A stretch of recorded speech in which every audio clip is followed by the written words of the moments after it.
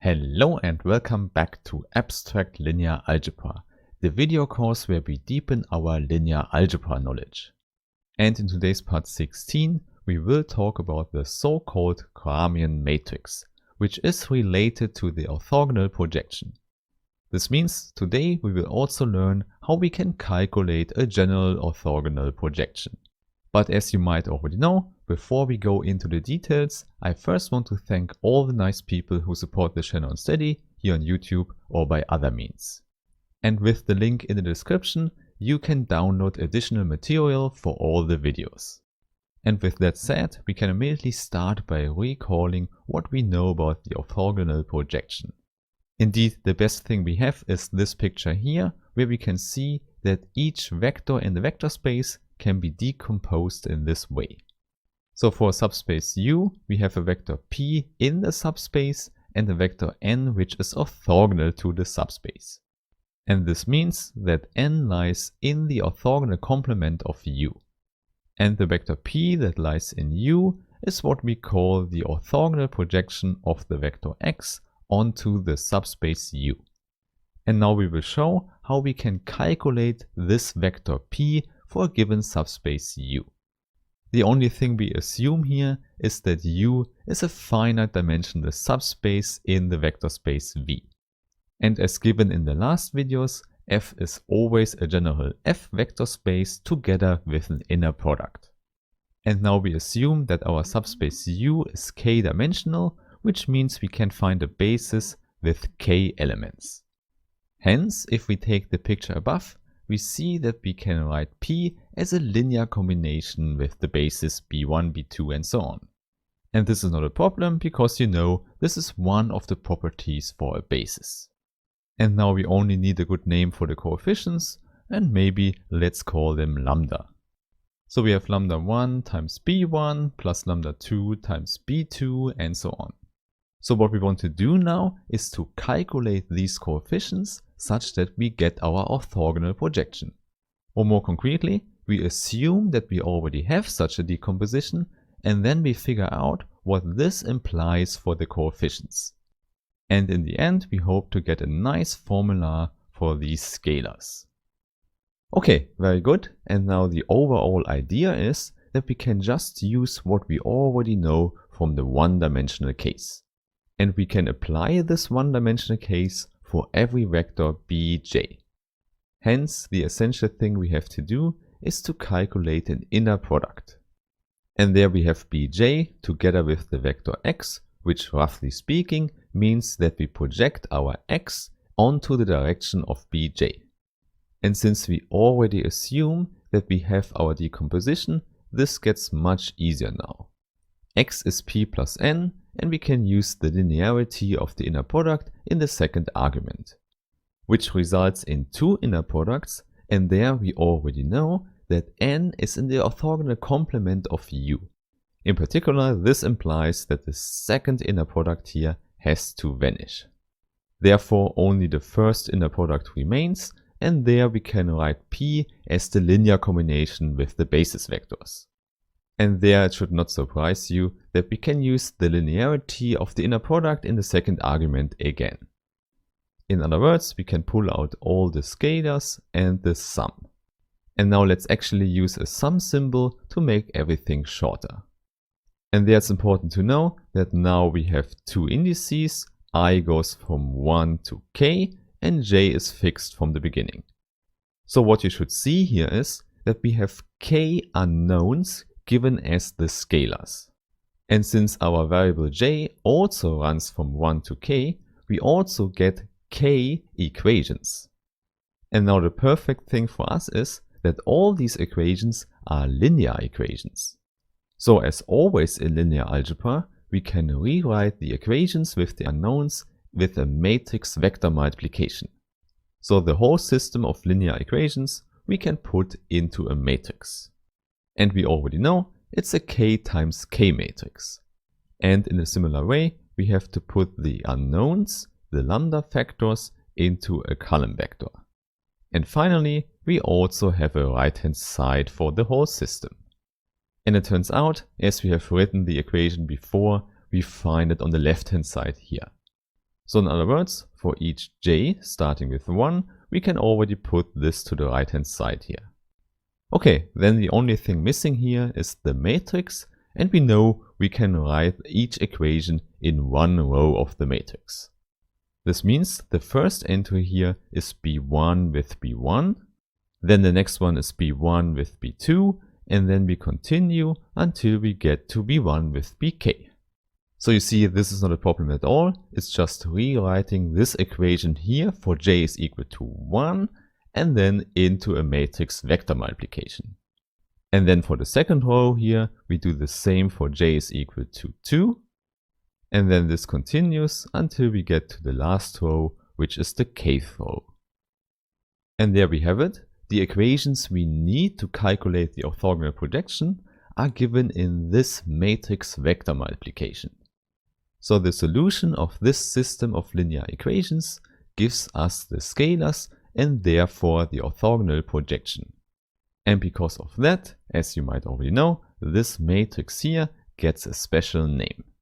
This is the so-called Gramian matrix, and usually I denote it with G of B. B is our basis of the subspace, and as you can see, inside the matrix, we only find the basis vectors in the inner product. In other words, in the moment you have a basis, you can always calculate such a Gramian matrix. Okay, so this is the object that helps us finding the orthogonal projection. And you can already check, for the case k is equal to 1, we get out our one-dimensional case from before. But now we also have to answer the question, do we have a unique solution in the general case as well? And indeed, this simply means that the matrix G of B here is invertible. And now the good thing is, since we have a square matrix, we already know that this is equivalent to the kernel being trivial, meaning that the kernel only contains the 0 vector. Therefore, let's try to prove exactly that. This should not be so hard, because now we are used to calculate with general inner products. So I would say, let's start the proof by choosing an element from the kernel. So we have a column vector with k entries, and let's call them beta 1 to beta k. Hence, the only thing we have to do now is to multiply G of B to this vector. And then by assumption, we know the 0 vector has to come out. In other words, we get exactly k equations from the k rows of G of B. So for example, the first row gives us here beta 1 times this inner product plus beta 2 times this inner product and so on. And then the important thing is that on the right hand side we get 0. Okay, so this was the first row, but it's not hard to see. For every other row, we just have to change this index here for the first entry in the inner product. Therefore, we can just introduce the index j again, and then we have all the equations together. We just have to say that this holds for all j from 1 to k. And then, in the next step, obviously, you might already know that, we can push the scalars into the inner product because we have the linearity. And as always, the linearity also allows to push in the addition. Hence, for all j, we have that the inner product bj together with the whole linear combination is equal to 0. And you should see that the linear combination is given by the basis vectors bi. So this implies the vector that comes out here is definitely one in the subspace U. So maybe we call this vector just y, and now we know it's an element in U. But now we get a very nice fact here, namely y is perpendicular to each basis vector bj. So we have the orthogonality given for the whole basis B. And there you should recall the proposition we have shown in the last video, because this one tells us that y is already in the orthogonal complement. If it's orthogonal on the basis, it's orthogonal on the whole subspace. Okay, but now you should see we have a strange fact here. Y is in U, but also in the orthogonal complement of U. But there we already know that the intersection of a subspace with its orthogonal complement is very small. Namely, it only contains the 0 vector. Therefore, we don't have a choice for y. Y has to be the 0 vector. And since y was given as a linear combination of linearly independent vectors, we know that the coefficients have to be 0 as well. So we conclude that our column vector here is given by the 0 vector. Which means that the kernel is trivial and therefore our Gramian matrix is invertible. And there we have it, the unique solution of the system of linear equations from above gives us the orthogonal projection. And this works for every k-dimensional subspace in a vector space with an inner product. So it's very general, but we can definitely look at a very quick example. So let's take R3 together with the standard inner product. And U can be a two-dimensional subspace. Let's simply say it's spanned by two vectors.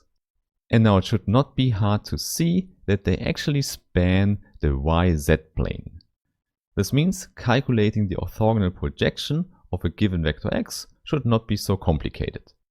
However, let's forget that and let's just use the Gramian matrix. So in this case it's a 2 times 2 matrix where we just have to calculate standard inner products. So not so complicated, this one is 2, this one is 1, and the other entries are also 1. Now, in the case you forgot the general formula, let me remind you.